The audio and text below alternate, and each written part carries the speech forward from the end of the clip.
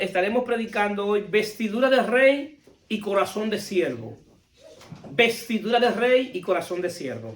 Dice Marcos 10, 35 y 45. Entonces Jacobo y Juan, hijo de Zebedeo, se le acercaron diciendo: Maestro, querríamos que nos hagas lo que pidiéramos. Él le dijo: ¿qué queréis que haga? Ellos le dijeron: concédenos que en tu gloria nos sentamos el uno a tu derecha y el otro a tu izquierda. Entonces Jesús le dijo: no sabéis lo que pedí. ¿Podéis beber del vaso que yo bebo y ser bautizado con el bautismo con que yo soy bautizado?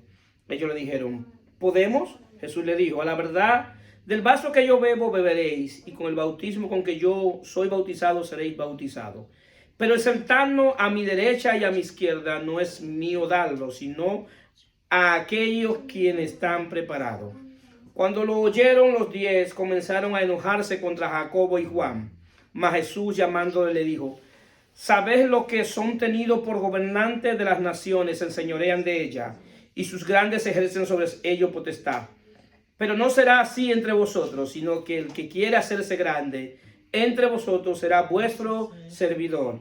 Y el que de vosotros quiera ser primero será siervo de todos. Porque el Hijo del Hombre no vino a ser servido, sino para servir y para dar vida en rescate por mucho. Vestidura de rey y corazón de siervo.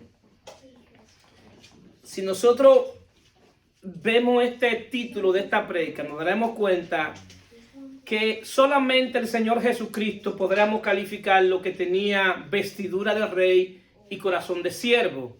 El mismo David también tenía vestidura de rey y tenía corazón de siervo. David es tipo, sombra y figura de Cristo. David representa a Cristo, es un Cristo en miniatura, vamos a decirlo así. Y nos damos cuenta que David, siendo el rey de Israel, ungido por Dios, actuaba como siervo, actuaba como al servicio de los demás, al mismo tiempo que desde el punto de vista para el pueblo, quien era rey era Saúl, pero quien funcionaba en el mundo espiritual como rey era David. ¿Por qué? Porque cuando Saúl era atormentado por demonios, la presencia que David llevaba hacía que los demonios y los espíritus que estaban en Saúl salieran. ¿Por qué? Porque el que tiene la presencia de Dios es que puede trabajar en el mundo espiritual como rey, pero al mismo tiempo como siervo, porque tiene una investidura de rey, pero tiene un corazón de siervo para servir a los demás. Entonces, por favor, allá atrás, por favor. Entonces Jesús trajo un reino. Jesús dijo: mi reino no es de este mundo. Entender las cosas del reino, para entender las cosas del reino, es un poco difícil para la mente natural. ¿Por qué? Porque nosotros tenemos una mente natural y las cosas del reino se pueden interpretar de manera espiritual por medio de la revelación del Espíritu. Quien puede revelarnos cómo opera el reino de Dios es el Espíritu de Dios. ¿Cuántos dicen amén? Amén. Mediante la iluminación del entendimiento. Ahora bien, ¿cómo nosotros podemos encajar esto? Que Jesús siendo rey de todo, creador del universo, siendo el número uno en el reino, y al mismo tiempo tenía un corazón de siervo. Si nosotros nos damos cuenta que en el mundo actual la gente quiere poder, ¿para qué? Para enseñorearse de los demás. La gente quiere autoridad y ejercer autoridad sobre los demás, sobre la gente. Y si nos damos cuenta, la Biblia no nos enseña a que ejerzamos autoridad sobre la gente, a que ejerzamos dominio sobre la gente. Entonces, la gente quiere un cargo. Muchos ministros quieren un cargo. ¿Para qué? Para enseñorearse. Y la iglesia muchas veces nos enseña eso. Nos enseña, nos damos cuenta que en muchos púlpitos hay un púlpito grande, pero en el mismo púlpito hay sillas sentadas en el púlpito. Y los hombres se sienten en esa silla y ven a los demás como que son superiores a los demás porque están arriba. En el reino no funciona así. En el reino de Dios funciona que el que verdaderamente es rey tiene corazón de siervo y le sirve a los demás. Amén. ¿Cuántos dicen amén? Sí, le sirve a los demás. Entonces Jesús podía ser rey, tener investidura de rey, tener corazón de siervo, porque tenía identidad de hijo. Porque él sabía de dónde procedía. Él sabía que representaba a un reino. Lo que hace visible a un reino es la presencia del rey. Y Jesús sabía bastante claro a qué había venido. Y él dijo que él había venido exactamente, Jesús había venido a traer nuevamente lo que se había perdido, a recuperar lo que se había perdido. Y lo que se había perdido era el gobierno de Dios por el pecado del hombre. Y Jesús dijo, voy a recuperar el reino de Dios en la tierra, para que se manifestara el reino de Dios en la tierra. Entonces Jesús podía ser rey y al mismo tiempo tener corazón de siervo, porque tenía naturaleza divina. Y sabía entonces que el reino de Dios no es cosas terrenales. El reino de Dios no tiene que ver con cosas materiales. Dice que el reino de Dios no es comida ni bebida, sino justicia, gozo y paz en el espíritu. Es decir, que lo que hoy nosotros tenemos que buscar más que nunca es la justicia, el gozo y la paz. Y algo espiritual. La gente se afana por tener cosas, por tener bienes, lo cual no es malo en sí mismo. El problema es que muchas veces esas cosas que nosotros buscamos, esas cosas son las que vienen a ocupar nuestro corazón y vienen a competir con Dios. Hay gente que nunca le van a servir a Dios, no porque Dios no le quiera, no porque Dios no le ha hablado, sino porque ellos están tan llenos de las cosas de este mundo que no tienen espacio para Dios. No tienen espacio para servirle a Dios. Es decir, nosotros muchas veces creemos que idolatría es solamente ir a donde un santo o a donde hay una imagen y arrodillársele. La idolatría es algo más que eso, y todo aquello que ocupa el lugar de Dios es idolatría. Así es. Es que muchas veces nuestro trabajo puede ser idólatra de nuestro trabajo, de nuestros negocios. Podemos ser idólatras de un vehículo, de una casa, de nuestro dinero ser idólatra. ¿Por qué? Porque la idolatría tiene un propósito, que nosotros no adoremos en espíritu y en verdad al Dios verdadero. De eso es lo que tiene. Sí, eso, la adoración tiene que ver básicamente en que nosotros estemos obedientes a ese Dios. Eso es adoración, obedecer a Dios. Y muchas veces nosotros le obedecemos a nuestras riquezas y nuestras posesiones, porque queremos mantener nuestras riquezas y nuestras posesiones. Y ahí dejamos de servirle a Dios, porque entonces nuestro corazón está ocupado en otra cosa que no es Dios. Entonces, el reino, para que opere, y es un reino que opera dentro de nosotros, donde ese reino tiene un rey, que es la cabeza. Todo reino tiene que tener un rey. No hay reino sin rey. Y ese rey necesita un trono para desde allí gobernar. La palabra enseña que el trono que Jesús quiere, que Jesucristo quiere ocupar de nosotros, es nuestro corazón. Porque lo que es engañoso verdaderamente de nosotros es nuestro corazón. Entonces Jesús quiere tomar el control de nuestro corazón para desde ahí gobernar nuestra vida. Queridos hermanos, si nosotros estamos en la iglesia y Cristo no es quien gobierna nuestro corazón, le tengo mala noticia. Usted está en la religión y no en el reino. Lo voy a repetir. Si estamos dentro de la iglesia y Cristo no gobierna mi corazón, estamos en la religión y no en el reino. Amén. Porque lo que hace que estemos en el reino es que nuestro corazón tenga un rey. Ese rey va a tener control de nuestro pensamiento, de nuestra voluntad, y al mismo tiempo entonces tendrá control de nuestras acciones. Nuestras acciones serán conforme al rey que nos gobierna. Si ese rey que nos gobierna es un Dios, es un rey justo, entonces mi corazón va a tener como fruto la justicia. Si ese rey que me gobierna es un Dios, es un rey de amor, mi corazón, ¿qué va a tener? Amor. Si ese rey es misericordioso, mi corazón, ¿qué va a tener? Misericordia. Es decir, que en ese proceso, en ese reinado, nosotros vamos a manifestar la naturaleza del rey que ocupa nuestro corazón. ¿Cuántos están de acuerdo conmigo? Pero si nosotros somos que nos gobernamos a nosotros mismos, si el yo es que gobierna a nosotros, nosotros vamos a manifestar la naturaleza caída del hombre. La misma naturaleza que tuvo Adán cuando cayó es la misma naturaleza que vamos a manifestar. Y lo que vamos a manifestar es la obra de la carne.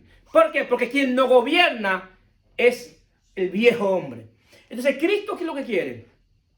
Que el viejo hombre desaparezca de nuestro corazón como rey, como cabeza representativa, para que sea Cristo en espíritu que gobierne en nuestros corazones. Entonces, ¿qué sucede? El reino opera por legalidad. Por legalidad.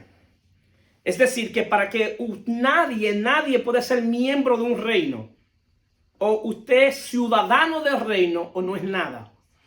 Por eso Jesús le dijo que se debe, cuando habló con Nicodemo, le habló de un nuevo nacimiento, le habló del agua y del espíritu. Jesús le dice, mira Nicodemo, lo que te le da legalidad en el reino es el nacimiento de arriba. ¿Por qué? Porque no tenemos un nacimiento terrenal, biológico.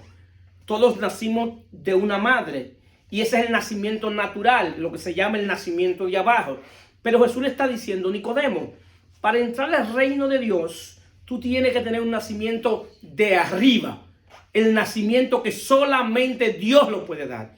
Y es del agua y del espíritu. El agua simboliza la palabra y el espíritu que da la regeneración del espíritu. Entonces eso te da identidad de hijo, te da una naturaleza celestial. Ahora bien, esa naturaleza celestial que tenemos te da una nueva motivación para vivir. Y esa motivación que te da para vivir es servir al rey que te conquistó. Es para servicio. Te da una motivación de servirle a él por amor. Entonces, mira, hay una gran diferencia, señores, entre lo que es estar en el reino de Dios y estar en la religión. La religión nos enseña a nosotros a vivir de apariencia. Nos enseña muchas veces a vivir una vida de una manera en público, pero en lo privado tenemos una vida completamente impía. Entonces nos enseña a ser como camaleones, que nos vestimos, cambiamos de colores y creemos que por lo que tenemos afuera o por lo que se ve afuera es lo que tú eres. Entonces Jesús le quiso demostrar a Nicodemo que lo que te hacía verdaderamente ciudadano del reino no era la apariencia, sino que tú tuvieras un nacimiento de arriba, que tuviera una vestidura espiritual más que otra cosa. Es decir, nosotros como creyentes debemos hacer énfasis en esto, todos nosotros, todos los que estamos aquí. Y es que lo que somos en público, lo que somos en privado, lo seamos en público. Si en verdad somos hijos de Dios aquí en público, nuestras acciones deben mostrar que también somos hijos de Dios. En todo. Es en todo. No solamente en la iglesia. Es en mi casa. Es en mi trabajo. Es en mi tienda. Es en mi andar. Es en el trato con los demás. Yo debo manifestar la identidad que tengo y la naturaleza que tengo. Y si tengo naturaleza de hijo de Dios, tengo que manifestar la naturaleza de hijo de Dios. Si hay algo que Jesús mostró, evidentemente era que él era hijo de Dios. Y esa es la razón por la cual los fariseos lo odiaban. Porque el decir que yo soy hijo de Dios, cualquiera lo dice. El problema es que Jesús no solamente dijo que era hijo de Dios, sino que lo manifestó. Los fariseos tenían doctrina bíblica clara y buena. Y Jesús le dijo, hagan lo que ellos dicen, pero no hagan lo que ellos hacen. Porque ellos estaban claros en la palabra, pero no vivían conforme a la palabra. ¿Acaso eso mismo no nos puede pasar a nosotros? Estar claro en la doctrina bíblica y que venga Dios y nos diga, mira, señores, hagan lo que el pastor Ariel dice, pero no hagan lo que él haga. Puede venir, ¿qué sería si nos dijeran así? Él está claro, doctrinalmente está claro, está 100 de 100 doctrinalmente. Bíblicamente está bien. Por eso yo digo que esto no se trata de conocer Biblia. No es de eso que se trata, lo cual es bueno. No se trata de conocer versículos bíblicos, lo cual es bueno. Se trata que verdaderamente nosotros tengamos una relación con Dios en lo público y en lo secreto. En lo público y en lo secreto. Entonces, ¿qué sucede? ¿Por qué digo que esta relación debe ser en lo público y en lo secreto? Porque, queridos hermanos, yo puedo durar 10, 15, 20 años engañándolo a ustedes. Pero un día lo que hay en mi corazón se va a manifestar. El día menos pensado, ese día quedo descubierto. Ese día se quita la careta. Y todo el mundo comienza a saber quién en verdad yo soy. Es decir que es cuestión de tiempo. Entonces, por eso, la administración de hoy nos ministró que de verdad, Dios sabe, Dios hace sus cosas como Él quiere. Porque es lo que se dijo desde la administración, prácticamente va en el mismo línea de lo que estamos predicando. Sí, la hermana decía que a veces mentimos, a veces somos injustos y hacemos todo eso. Pero todo ese comportamiento que tenemos no es conforme a la vida cristiana, queridos hermanos. No es conforme a la vida cristiana, mis hermanos. La vida cristiana va de más a más, cada día más. Va a una transformación constante a la imagen de Cristo. Cada día más, cada día más. Jacobo y Juan manifestaron lo que estaba en su corazón. Y lo que estaba en su corazón era grandeza.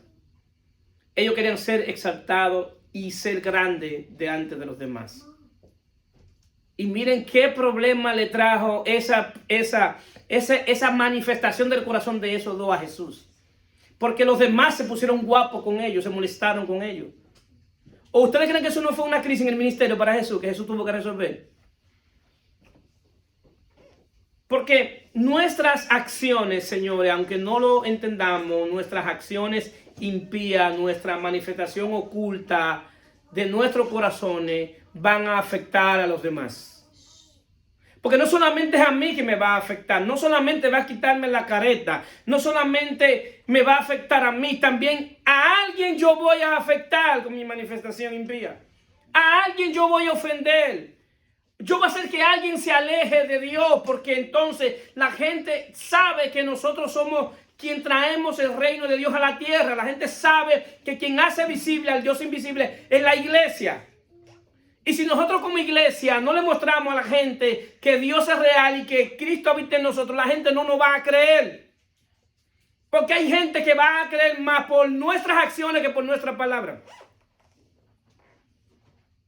¿Sí o no? Nuestros propios hijos y nuestra familia le podemos recitar versículos bíblicos uno por uno.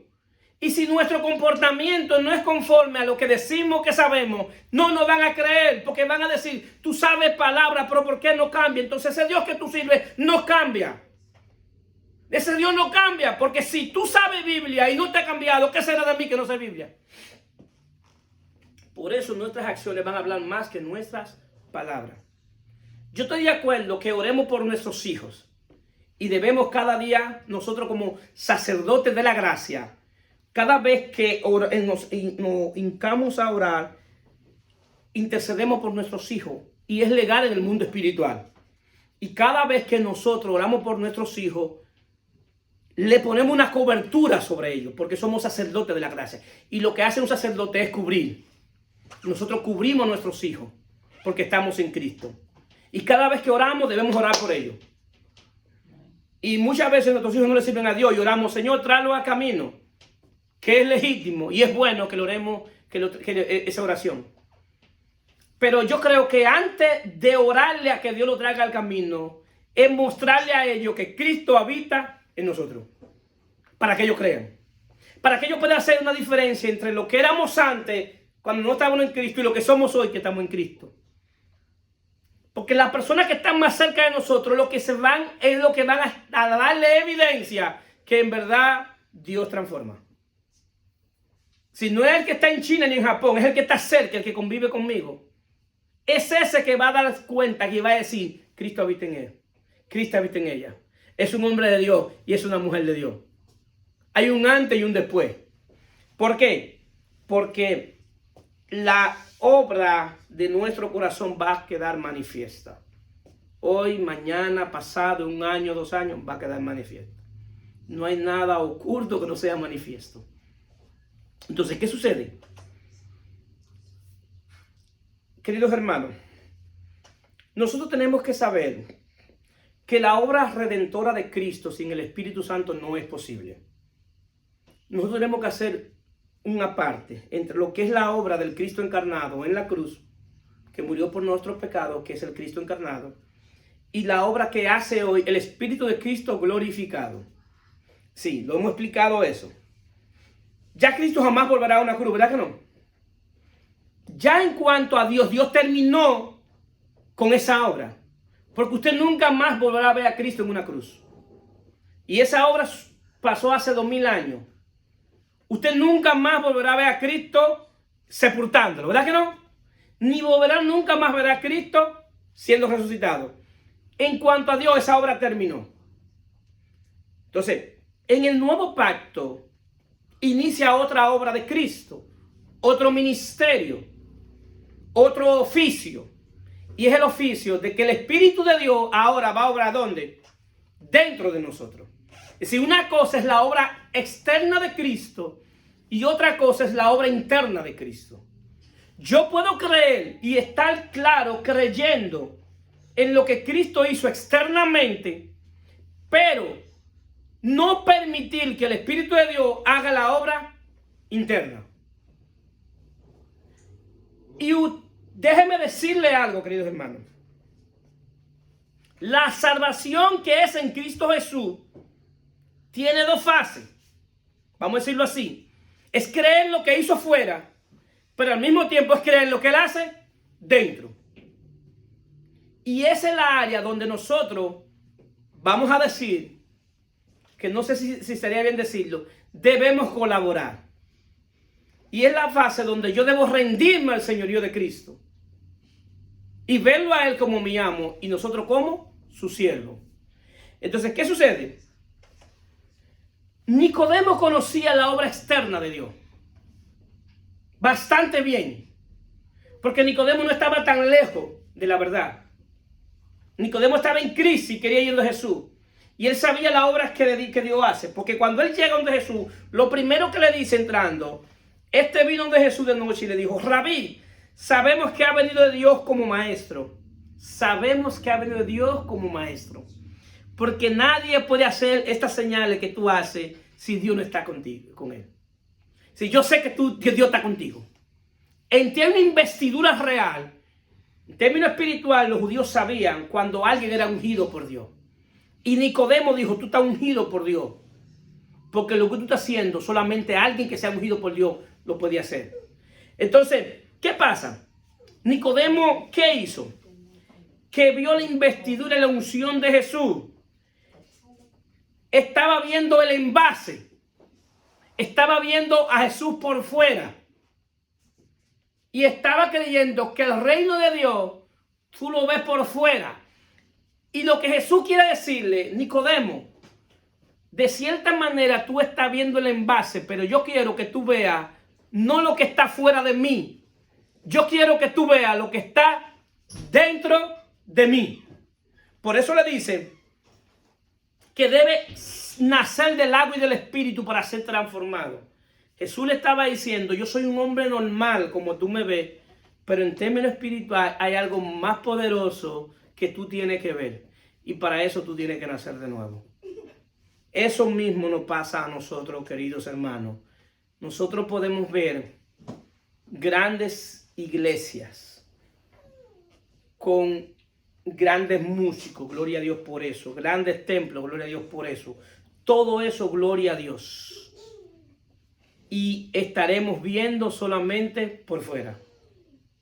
Solamente por fuera. Porque este reino es un reino invisible que se puede ver solamente por dentro. En sí, aquí se va a dar cuenta, aquí se va a manifestar a quien tú le sirves. Porque la palabra dice: por los frutos le conoceréis. ¿Cuáles son nuestros frutos? ¿Son el fruto del amor, que es el fruto del Espíritu, o es la obra de la carne? Porque lo que tú manifiestes es lo que tú tienes. Tú no puedes manifestar lo que tú no tienes. Y no puedes dar lo que tú no tienes. Entonces, ¿qué sucede? Por eso dije que lo que nos da legalidad en este reino es el nuevo nacimiento, es nacer del Espíritu de Dios. Y el Espíritu de Dios es una obra extraordinaria en todos nosotros. Pero para eso necesitamos rendirnos delante del señorío de Cristo. Porque el Espíritu de Cristo viene a ser real a Cristo en nosotros. Sí, nosotros necesitamos hoy tener un Señor, y ese Señor es Cristo. Y para que el Espíritu de Dios obre en nosotros tenemos que dejar que sea Cristo que es el Señor de nuestra vida. El Espíritu de Dios nos sella, nos regenera, nos da un bautismo en el Espíritu, nos guía a la verdad, nos convence de pecado y nos limpia de pecado, y nos vuelve a vestir. Lo que Adán quiso hacer de vestirse, eso es lo que el Espíritu de Dios viene a hacernos, a vestirnos de nuestra desnudez. Entonces, el Espíritu de Dios cambia nuestro corazón de esclavo del pecado a ser siervo de Dios, según Romanos 6:23. Éramos esclavos del pecado, pero viene el Espíritu de Dios a libertarnos de la esclavitud del pecado. ¿Para qué? Para ser siervo de Dios. ¿Por qué? Porque nadie puede ser siervo de Dios si es esclavo del pecado. Lo voy a repetir, nadie puede ser siervo de Dios si es esclavo del pecado. No puede ser. Para ser siervo de Dios, primero debe haber libertad de la esclavitud del pecado. Todo aquel que vive una vida de esclavitud del pecado no es siervo de Dios, aunque lo quiera aparentar. Porque la primera obra que tiene que hacer el Espíritu es libertarnos del poder del pecado. Nadie puede servirle al Rey de Reyes, a un Rey Santo, si le sirve al Rey de las Tinieblas. Por eso lo primero que hace el Espíritu es libertarnos, para después de libertarnos, regenerarnos, para que seamos siervos de Dios. Y ser siervo de Dios es servirle a Dios. ¿Amén? Amén. Entonces, ¿cómo un esclavo pasa a ser siervo? Y voy a hablar en la modalidad bíblica, conforme a lo que la Biblia quiere enseñar. ¿Cómo un esclavo pasa a ser siervo? En la ley de Moisés existía lo que se llamaba el jubileo. El jubileo, cada 50 años,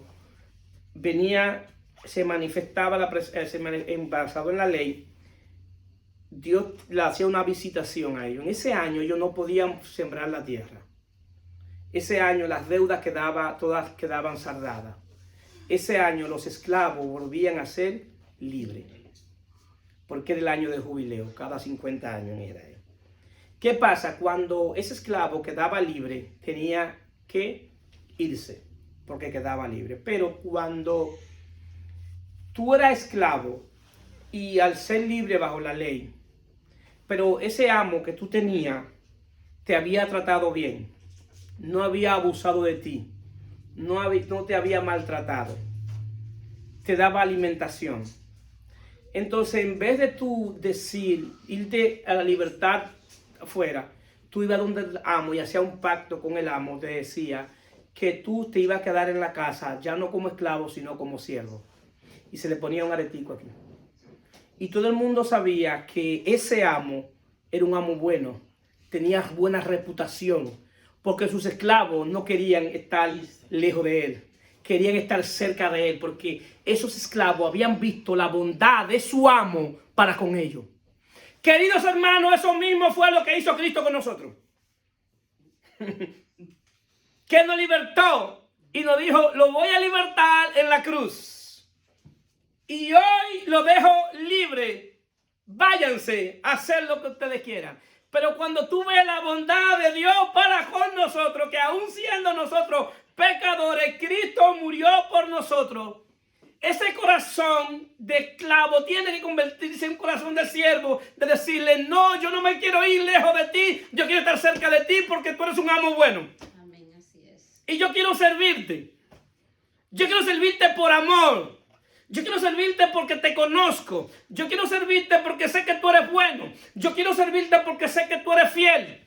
Por eso a nadie que le predique un evangelio de miedo y de condenación permanece firme en Cristo, porque comienza a servirle a Dios por miedo y no por amor. Cuando conocemos el amor de Dios, cuando conocemos que no hay uno que le conozca que pueda hablar mal de él, tú dices, no hay manera, ¿a dónde yo iré sin ti? ¿Para dónde yo voy si solamente tú tienes palabra de vida? ¿A dónde yo iré si solamente en tu presencia deleite para mi alma? ¿A dónde? ¿A dónde me voy? Porque tú sabes que ese Dios es un Dios bueno, es un Dios fiel. Y ese siervo comenzaba a tener beneficio. Y una de las características de ese siervo era que se hacía dependiente de ese amo. Todos nosotros debemos aprender a ser dependientes de Dios. ¿Qué implica eso? Que para yo llevar el sustento a mi casa, yo tengo que depender de Dios. Yo no puedo depender de estrategias humanas. Yo no puedo depender de manipulación y engaño para llevar mi comida a mi casa. Yo tengo que saber que en mi casa no va a faltar comida. Yo tengo que saber que nosotros dependemos de Dios y por nosotros también nuestros hijos. Porque la palabra dice, David dijo, yo envejecí y no he visto justo desamparado ni su simiente que mendiguen pan. Nosotros no podemos, es ilegal que un hijo de Dios mendigue pan en esta tierra. Y es ilegal que nuestros hijos mendigan pan en esta tierra. Mis nietas, cuando nazcan, que no han nacido, en el mundo espiritual no pueden mendigar pan. Porque es justo desamparado. Y su simiente, toda nuestra simiente en el mundo espiritual van a vivir y no van a mendigar pan. ¿Cuántos lo creen? Así opera el reino de Dios. Entonces, nuestra dependencia de Dios debe ser aprendida. A veces nosotros tenemos situaciones difíciles, que se aprieta la economía, ¿verdad? Y ese es el momento más oportuno para que Satanás venga a traer la tentación. Porque la tentación consiste en Satanás tentarte basado en nuestras necesidades.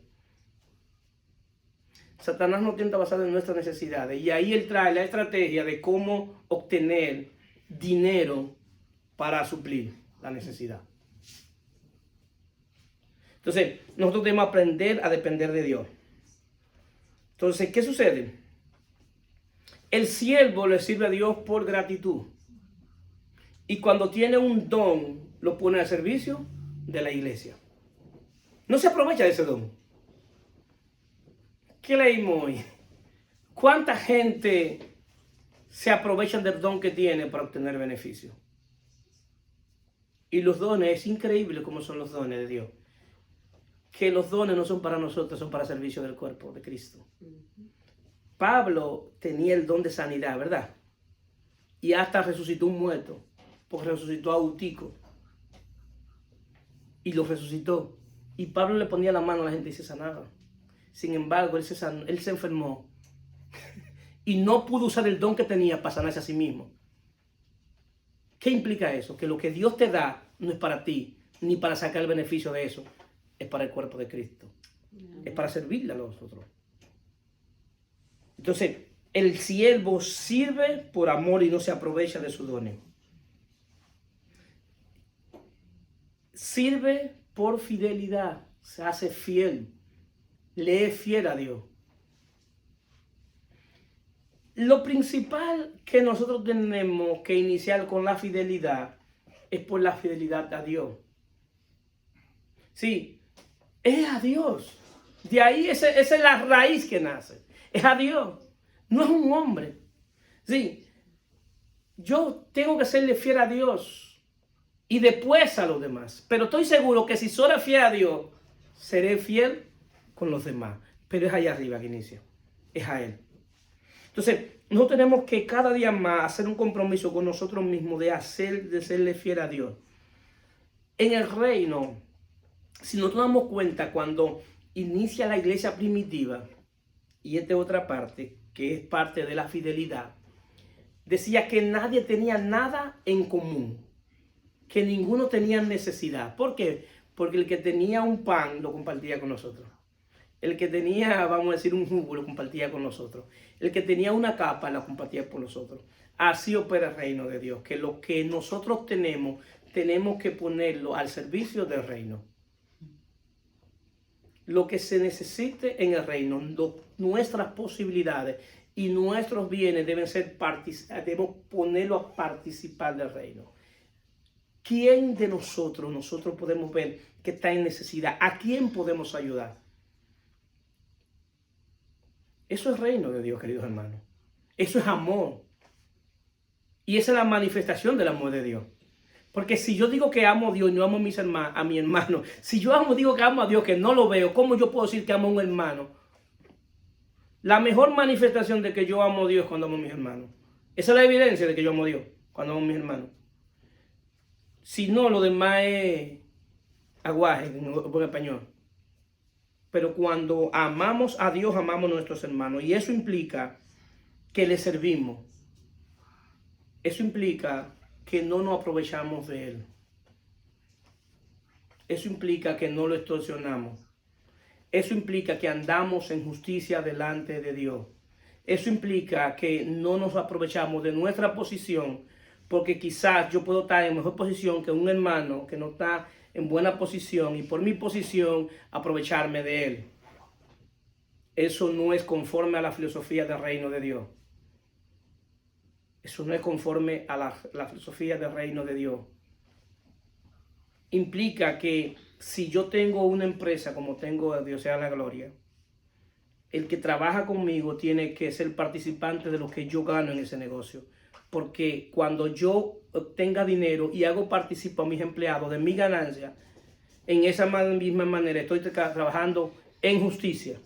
Y por eso dice la palabra, y eso es parte de buscar el reino de Dios. Buscar el reino de Dios y su justicia, y las demás cosas serán añadidas. Para que Dios me añada a las que yo necesito, yo tengo que andar en justicia, en la iglesia, en mi trabajo y en mi casa. Porque si no ando en injusticia. Y eso tiene consecuencias en el mundo espiritual, queridos hermanos. Eso tiene consecuencias en el mundo espiritual. El obrero es digno de su salario. Y nosotros actuar en justicia es una manera de honrar a Dios. Es una manera de decirle, yo le sirvo a un rey justo. ¿Cómo yo sé que le sirvo a un rey justo? ¿Porque lo digo? No, porque lo manifiesto. Y lo manifiesto en justicia. Esa es la manera de manifestar que le servimos a un Dios justo. Entonces, ¿qué sucede? Nosotros debemos honrar nuestros compromisos. Cada compromiso que hagamos como hijos de Dios debemos honrarlo. No nos enseñamos a los demás, no abusamos de los demás y no engañamos a los demás. Si la vida de un esclavo hecho siervo es vivir para glorificar a su amo. Así que la gente cuando veía el collar de ese siervo, de ese esclavo, que ese siervo que fue esclavo, sabía que le servía a un amo bueno. Y cuando nosotros le servamos a la gente en justicia, la gente va a decir, ese varón de Dios o esa mujer de Dios le sirve a un amo bueno. ¿Acaso eso no sería una buena motivación para que otro también le quiera servir a Dios? ¿Sí o no? Sí.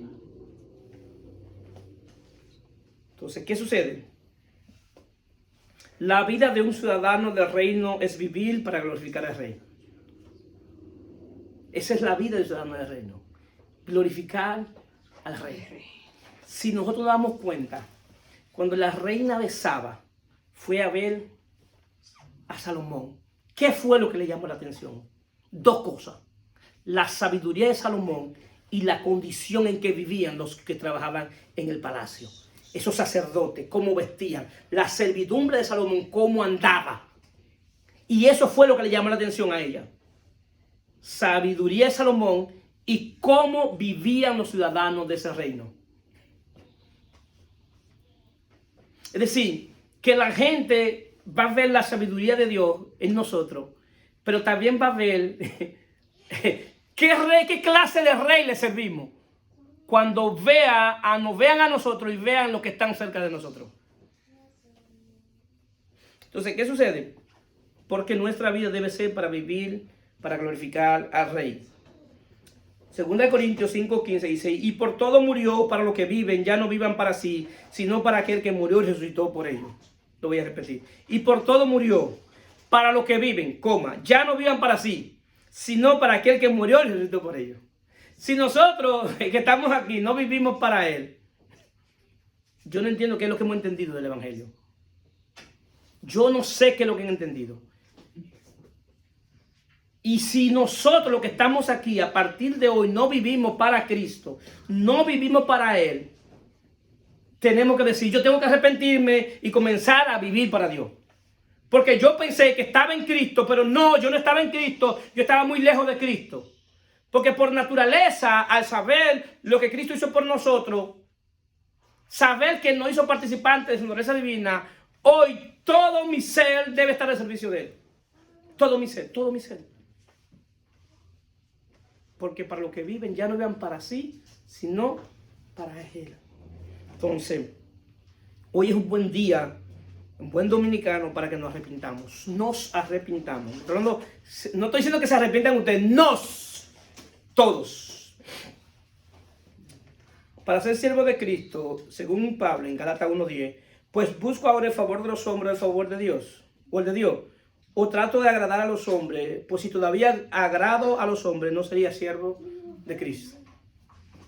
Sí, ¿qué es lo que te digo con esto? Que para tú ser siervo de Cristo, tú debes vivir tu vida para agradar a Cristo, para agradar a Dios. Digan lo que digan, pero es para agradarlo a Él. El siervo hace las cosas para la gloria de Dios. Dice Colosenses 3:23-24, y todo lo que hagáis, hacedlo de corazón, como para el Señor y no para los hombres, sabiendo que del Señor recibiré la recompensa de la herencia, porque de Cristo es el Señor y servir. Así que nada de lo que yo, si no es nada de lo que hagamos, es para la gente. No es para que nos toquen trompeta, no es para que nos aplaudan, no. No es para ponerlo en Facebook, que la gente vea lo que yo estoy haciendo. Es para la gloria de Él, para que la gente le dé gloria a Él, porque somos siervos para su gloria. Somos siervos para la gloria de Él. El hombre nosotros la salvación tiene que ver, es para la gloria de Dios. El objetivo de la salvación es para la gloria de Dios. Y el que es salvo vive para la gloria de Dios. Que Él sea glorificado, que Él sea exaltado. Que lo que le hagamos, cualquier servicio que le hagamos a la gente, no tenemos que buscar que nos lo agradezcan. No, porque no se trata de que nos lo agradezcan, lo cual es un buen ejemplo de ser agradecido. Tenemos que ser agradecidos, pero no es para eso, para que nos lo agradezcan. Es para que Dios sea exaltado, para que Cristo sea exaltado, para que la gente dé gloria a Dios. Gracias, Señor. Gracias a Dios porque utilizaste a alguien para ayudarme en un momento difícil. Y es para eso, para que la gloria de Dios. Si nosotros vivimos una vida buscando gloria, estamos perdidos. No sé qué hemos entendido. Es para que Cristo sea exaltado. Para que Él sea exaltado. Amén. Amén. Está fuerte el mensaje. Gloria a Dios. Yo no sé, pero el Señor. Los ciudadanos del reino, dice Apocalipsis 1:6.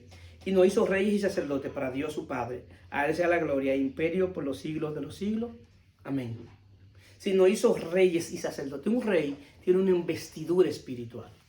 ¿Cuándo te has visto un rey sin capa? El rey tiene que tener una capa, una corona. Cristo en términos espirituales nos puso una investidura espiritual. En el mundo espiritual, que usted no lo entienda, nosotros andamos con una investidura en el mundo espiritual. De reyes y sacerdotes. El rey que hace gobernar. Ejercer dominio, traer la justicia de Dios a la tierra. Los ciudadanos del reino traen justicia a la tierra. Y la Biblia lo enseña. Y no solamente Jesús trajo justicia a la tierra. Abraham operó en el mundo espiritual como rey. ¿Qué hace un rey? Que va en defensa de lo indefenso y no permite los abusos. Cuando los reyes fueron y se llevaron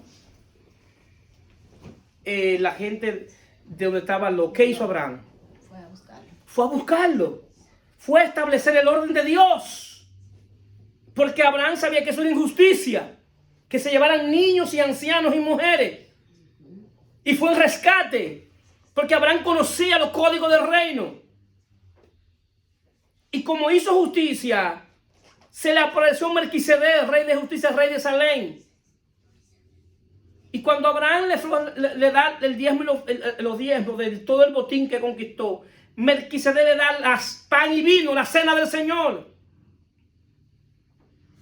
De cierta manera lo metió al nuevo pacto, porque le trajo la cena que Cristo da. ¿Por qué? Porque hizo justicia. ¿Qué nos enseña a nosotros? Que en el reino de Dios, para operar en el reino de Dios, tenemos que operar en justicia. En justicia. Si no es así, estamos en una religión. Estamos en una religión. Es en justicia. Cada día más nuestra vida debe ser en justicia. Y cada día más debemos en nuestras oraciones, Señor, demuéstrame mi grado de impiedad que me impide hacer justicia. Revélame a tu justicia.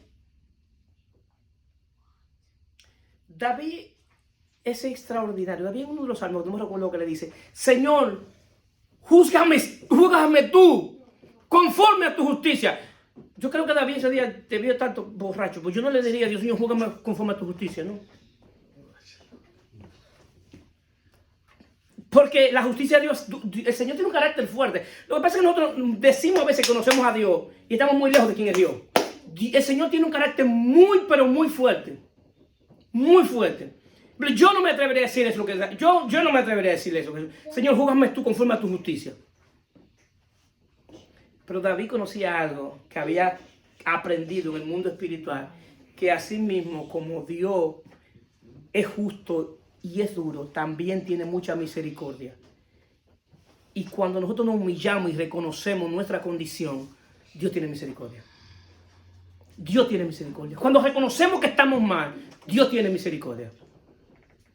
Cuando vamos a la presencia del Señor, mira, yo sé que estoy mal. Y yo sé así como yo estoy mal, júzgame conforme a tu justicia. Pero al mismo tiempo no te olvides de tu misericordia conmigo. Porque lo que yo quiero es que tú me cambies. Y solamente tú puedes hacerlo. ¿Cuántos están dispuestos a ir a la presencia del Señor y decir: Señor, cámbiame tú? Muéstrame tu grado de impiedad. Mi grado de impiedad, cómo yo estoy viviendo, para yo comenzar a andar conforme. La palabra dice: engañoso es el corazón, ¿quién lo conocerá? Más que toda la cosa. Y muchas veces nosotros creemos, señores, no hay ese que reconozca en verdad que necesita que Dios lo ayude. Tiene que quitarnos, el Espíritu tiene que quitarnos esa venda. Porque Él es el que convence de pecado, de justicia y de juicio. O sea, Él tiene que convencerme a mí de que lo mal que yo estoy, para yo reconocerlo. Y venir ahí: Señor, muéstrame tú, muéstrame mi corazón. Señor, muéstrame mi corazón. No me muestre el corazón de mis hermanos. A mí no me interesa, porque es el mío que yo quiero que tú me muestres. Es el mío, cómo yo estoy delante de ti. Porque aunque muchas veces yo creo que yo estoy bien, y todo el mundo, yo estoy bien, y mira, yo estoy bien, y yo estoy bien, y yo, pero todo el mundo sabe que yo estoy mal. Y yo le quiero hacer creer a Dios que estoy bien. Y todo el mundo dice: pero él está mal. ¿Sabes lo que pasa? ¿Cuál es el peligro de esto? Que cuando nosotros hacemos creer a la gente que estamos bien y estamos mal, cuando hablamos, cuando tú presentas a Cristo, cuando tú presentas a Dios, a alguien que te conoce, suena como metal. ¿Cómo que dice Jocelyn? Metal que retiñe. Metal que retiñe. Metal que retiñe. Nosotros tenemos una investidura espiritual por la impartición de la naturaleza de Cristo. En el reino de Dios, los reinos sirven con limpia conciencia. ¿Por qué digo que sirven con limpia conciencia? Porque mucha gente le sirven a Dios y quieren hacer cosas para Dios para pagarle a Dios. Y quieren pagarle a Dios todo lo que Dios ha hecho por ellos. Y lo quieren hacer el servicio pagándole a Dios. El problema es que esto no se paga. Porque no hay moneda con que se pueda pagar. Esto es por gracia. ¿Para qué? Para que no nos gloriemos. Es por gracia. Y si lo que hacemos no lo hacemos por gracia, lo estamos haciendo para tapar nuestra sucia conciencia. Esto es por gracia. Ahora yo doy por gracia. Lo que por gracia es recibido. Con amor, porque lo hago por gracia. No pagándole a Dios. Porque si trato de pagarlo, ¿sabe cuál es el problema? Cuando nos enseñan a pagarle a Dios lo que Dios ha hecho por nosotros, que creamos una conciencia de pecado nuevamente, y el día que no podamos servirle a Dios por X o por Y, nos sentimos juzgados por la conciencia. Entonces, por eso tiene que ser por gracia.